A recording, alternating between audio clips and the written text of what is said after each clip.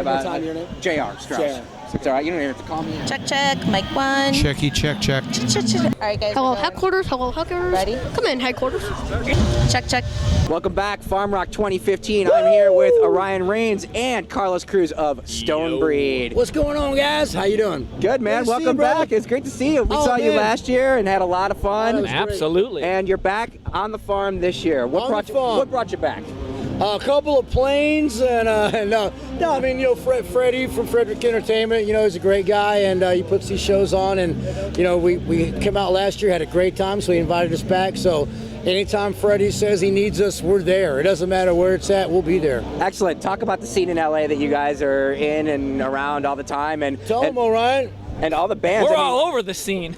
So we are the scene. You know what you see, there's a lot of guys like you that are trying to make it in the business, and they got to keep going. They got to persevere, right? Talk about what it takes to keep going and doing what you guys love every day. Well, you know, there's a big thing in LA. You know, there's a lot of bands that they work hard, they practice, they do their shows, but then they get to a certain level where they just get stagnant. They don't try to get to that next level. You know, after they put an album out, you want to push it, you want to go on tour, you want to get outside LA, you want to play in Dallas and Chicago and San Francisco and everywhere. And a lot of bands, they just kind of, you know, get to that level, and then there's a very few that jump up past that level in the LA scene. And, you know, like, you know, I don't want to mention any names, but my friends like the Chimps and Micah and, you know, a couple bands like that we have from LA that go out and tour and, you know, get out there and persevere and follow their dreams. Right, and that's the kind of thing too that you guys have to do now. It's different than when probably you first started in this business in terms of how you get exposure. With social media so prevalent now, you can be your own promoter. You can get out there and really reach out and talk to the people that buy your music. Oh yeah, absolutely. Yeah. It's really all up to you, whether it's music or anything in life. You just gotta believe in yourself and just, you know, follow your heart and do something that you really believe in. If you have passion in it, people will notice, and you know, sooner or later it will come through if you have passion. People will notice. Absolutely. And then talk a little bit about the difference between confidence and cockiness. Sometimes, you know, when you meet somebody or when you're on stage, you want to portray that, you know, you're out there doing what you love to do, but at the same time, you don't want to come off as arrogant. Right. It's a real fine line. So how do you do it? That's funny in this business because, you know, we meet a lot of both. You know, we meet guys that are super big, huge rock stars, and they're so down to earth. Hey, hey, use my saying, you know, you want one of my sandwiches or whatever backstage.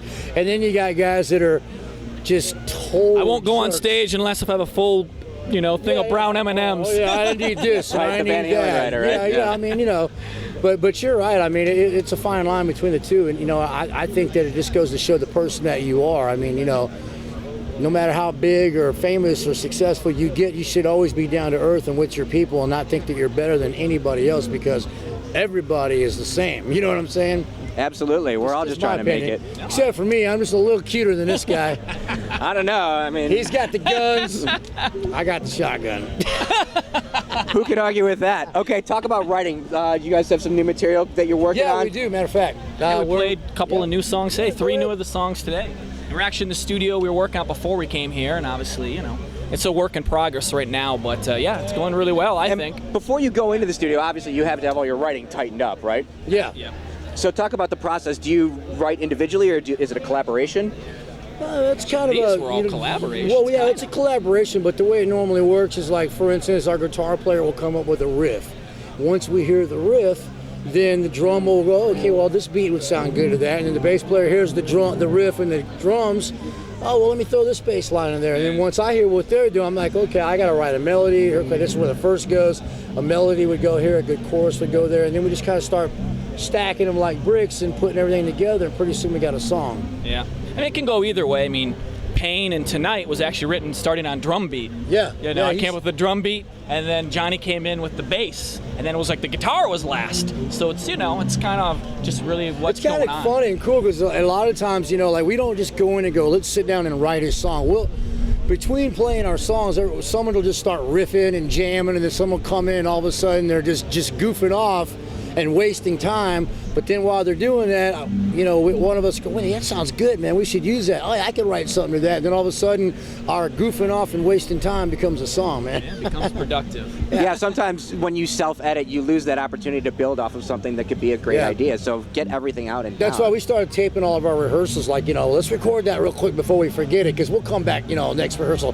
Hey, what was that thing you did last week? I don't remember. I don't remember. So we just gotta go with the flow. If something's flowing, you go with it, you know. And some rehearsals you're just jamming and something sounds good, so you go with it. And other times, you know, like, okay, let's just keep on rehearsing. You never know. So. Okay, so I want to talk about influence a little bit. Everybody's got somebody that they looked up to or admired when they first started out in the business. Who did you look up to, and who did you want to do music because of? Me? And then, who are you listening to now that grabs your ear?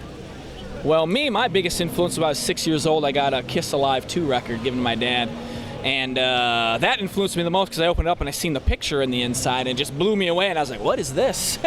So, you know, I'm like very entertaining, I think, on stage because anybody can put in a CD and hear it. But when they come to the show, I want them to see something where they're like, wow, they're memorable. And that's what Kiss was kind of to me, is like, you know, with the fire and the makeup and all that theatrics.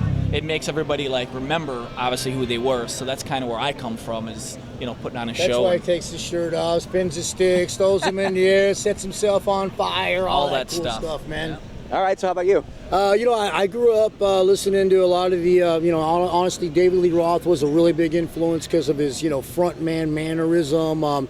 Steven Tyler from Aerosmith. I mean, once I heard those cats, but like Orion, when I first saw Kiss on the Midnight Special, I woke up the next day and I'm like, oh my gosh, you know, what was that I witnessed last night? So, you know, Kiss, Aerosmith, Van Halen, and then I was a real Southern rock guy. You know, I like Ronnie Van Zant and, you know, Molly Hatchet, Danny Joe Brown, and those cats. So, you know, just all the old school hard rock, classic rock, metal, Southern rock.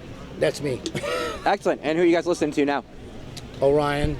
To be honest, I still listen to a lot of the same stuff. I find myself going back and revisiting a lot of the Kiss stuff because for a while I didn't listen to it for like 6 months. You come back like, that's right, this album, you know, influenced me a lot. But I'm listening to everything from like, I don't know, Kid Rock to Pantera to even, you know, country stuff all over the place, really, you know. So yeah. Okay.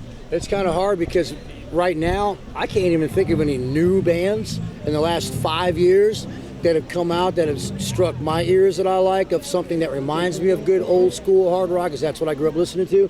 So, you know, personally, I mean, like he said, I listen to a lot of the older, so I like Kid Rock a lot. You know, I mean, he's 20 years old out already, but you know, I like a lot of these bands like these guys, man. Kickin' Valentina, great band, and I think that Frederick Entertainment is doing a really good thing by bringing some more hard rock bands out in the open that wouldn't have a venue like to get out. You know, like we're a hard working band, STONEBREED, from LA, and we get to come out. You know, these guys are from the East Coast, and there's a handful of bands that are up and coming in this same genre that I'm kind of listening to now. And you would never hear of them because they're not signed to labels. They're not out there on MTV because labels ain't signing rock bands, and MTV does. You know, we're not 16 and pregnant, so we can't get on that show. Okay, so how do you get out there? How do you expose yourself? Internet, Facebook, you know, MySpace still, YouTube. You know, they have the new thing, Periscope, where you can broadcast your stuff live.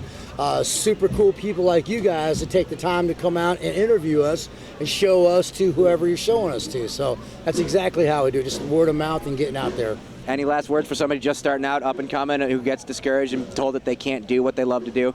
Don't get discouraged. Just keep on doing what you're doing. I mean, you know, who's to tell you what you can't do? I mean, if somebody was to tell the guy that flew to the moon that he couldn't do that, we'd never have a guy on the moon. All right, you know what I'm saying? The Wright brothers, you ain't never gonna be able to fly a plane.